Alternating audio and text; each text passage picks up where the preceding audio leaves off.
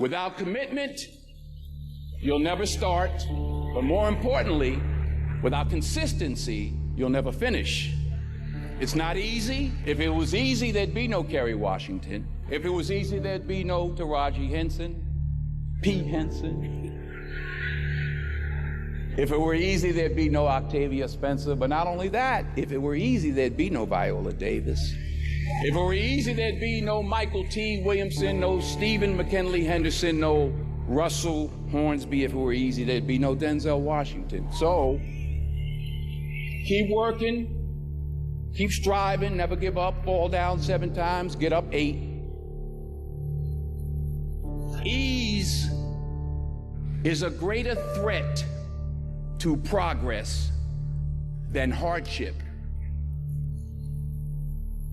Ease is a greater threat to progress than hardship. So, keep moving, keep growing, keep learning.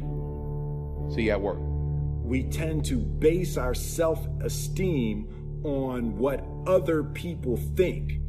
And that's not really self-esteem. Self-esteem is supposed to be how we feel about ourselves. And I was just saying how dangerous it is to allow other people to determine how you're going to feel about you.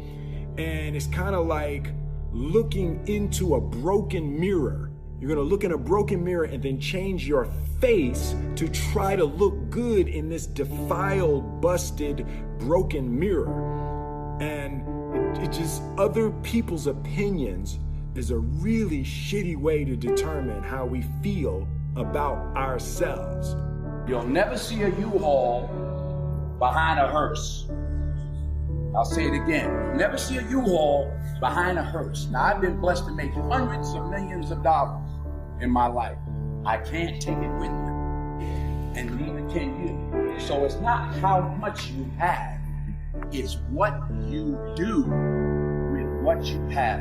And we all have different gifts. Some money, some love, some patience, some the ability to touch people. But we all have it. Use it. Share it. That's what counts.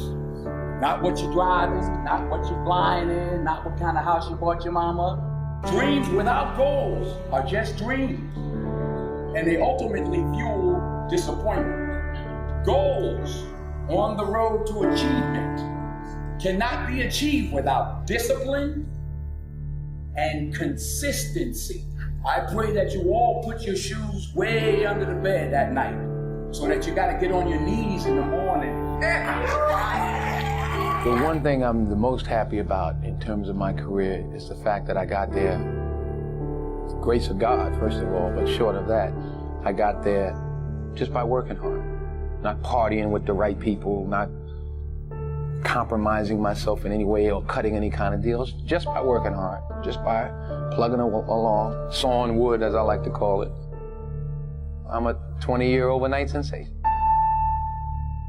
I don't get life mixed up with making a living.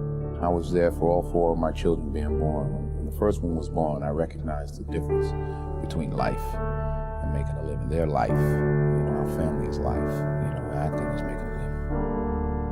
Well, what do you think the biggest difference between doing a play and doing, I mean, it's a cliche question, but I'd be interested to know your answer. I think a part of what Viola just said is that you get to dig deeper and you get another day. Right. And you get the energy. You do a movie and there's 200 people that are used to it and they don't care and everybody's doing their job and it comes in a theater somewhere and you're picking your nose at home somewhere, clipping your nail. There's no energy. Right. When I was on Broadway 5 years ago with Julius Caesar, I made a decision to sign autographs every night. I don't know what I did. Yeah, it ain't happening this time. Only as I rub my knees, only because my knees are bad, it's hard for me to stand. But. And why did you decide to do that? Well, I wanted to say thank you. It was my way of saying thank you. And the first night, it was like 5,000 people out there. I said, okay, wait a minute. Everybody who has playbills from our show.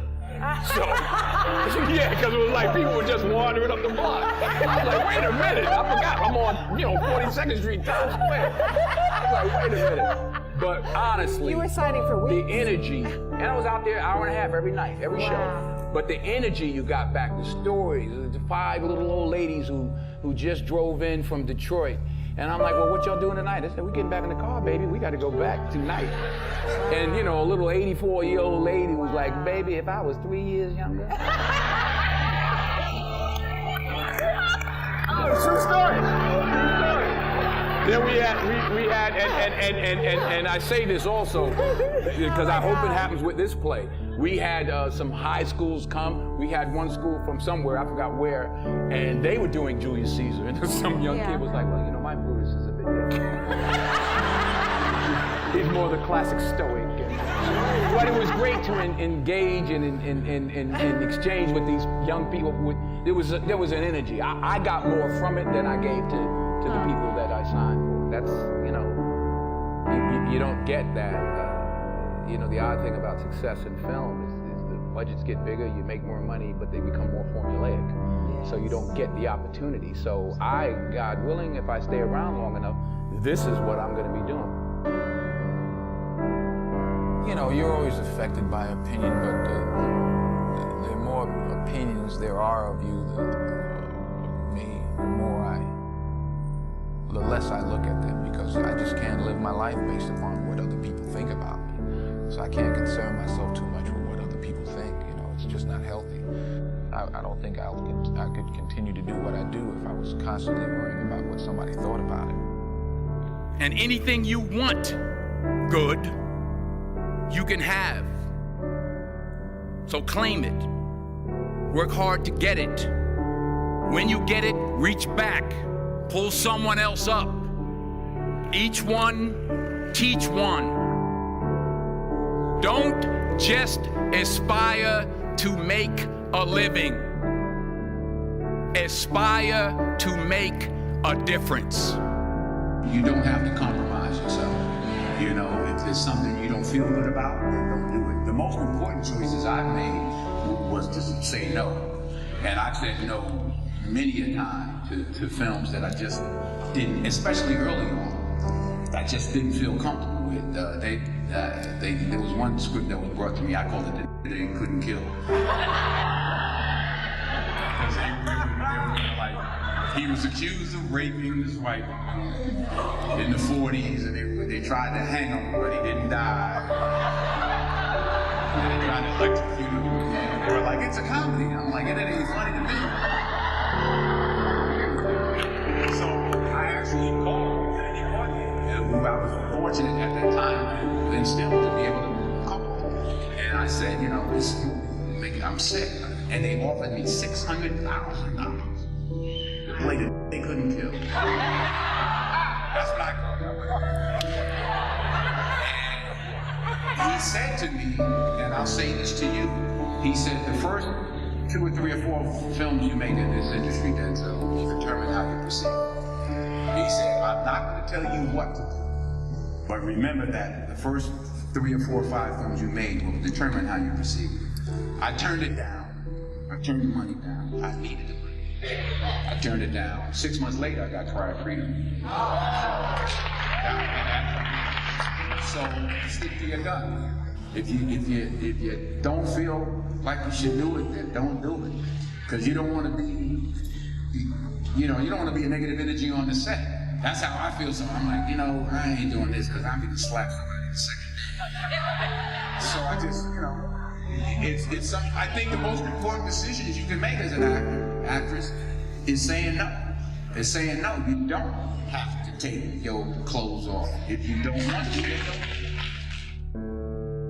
Number 1, put God first. Put God first in everything you do. Everything that you think you see in me, everything that I've accomplished, everything that you think I have, and I have a few things, everything that I have is by the grace of God. Understand that. It's a gift. In everything you do, if you think you want to do what you think I've done, then do what I've done.